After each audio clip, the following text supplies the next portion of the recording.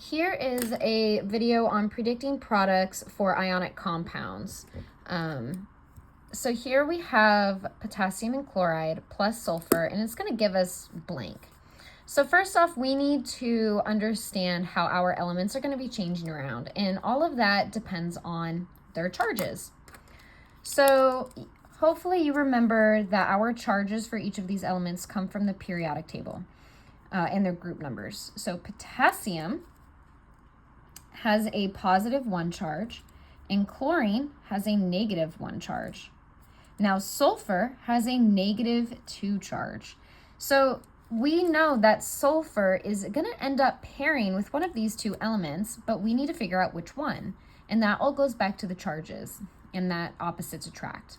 So here we have a -2, and that is going to want to pair with our +1. The positives and negatives are going to go together. So let's go ahead and write that. Well, first, in order to figure out the formula, we need to balance it out. So let's write our charges, or our chart down here. So we have potassium with a +1 charge.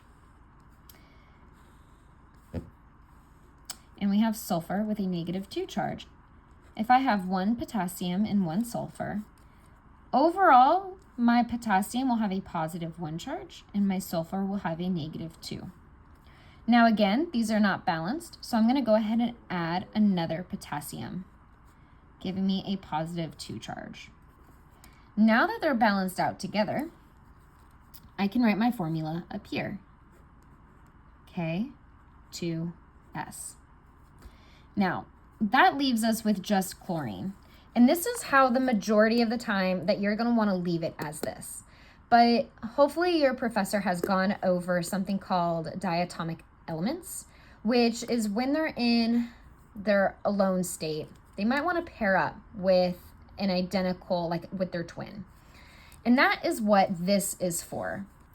So this is a little like acronym, and the way that I like to remember it is have no fear of ice cold beer. And these are pretty much the beginning letters of the types of elements that like to form diatomics. So we have hydrogen, nitrogen, fluorine, oxygen, iodine, chlorine, and bromine. Now chlorine here is in the list. So what that means is that chlorine is never going to be found all by himself. He's always going to be with his twin. This is called a diatomic element.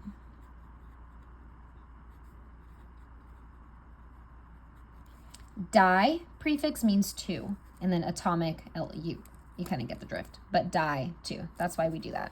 So this would be predicting the products. Now, after you predict the products, you would have to go in and actually balance the equation itself, and that is when you would be finding the coefficients that go in front of your elements or in front of your compounds here. But let's go ahead and do another one that's a little bit more complex. So here we have beryllium and phosphorus, and beryllium has a +2 charge, and phosphorus has a -3. Sodium and oxygen, sodium is +1, oxygen is -2. So again, remember that our positives and negatives are going to want to get together. So let me focus that. So here my sodium is a +1 charge. It is going to want to get with the negative charge of the other element. So let's create our chart here. Sodium with a +1, phosphorus with a -3. If I have 1 sodium, that's an overall +1 charge, and 1 phosphorus is an overall -3. They are not balanced, so let's add another sodium. But we're still not there yet, so let's add one more. Now that we're balanced, now we can go ahead and write that product. So in A, 1, 2, 3, P, because I've only got one, plus. Now that leaves me with my beryllium over here is going to partner with my oxygen over here. Again, the reason why is because beryllium is a positive charge and oxygen is a negative charge. So let's make our chart.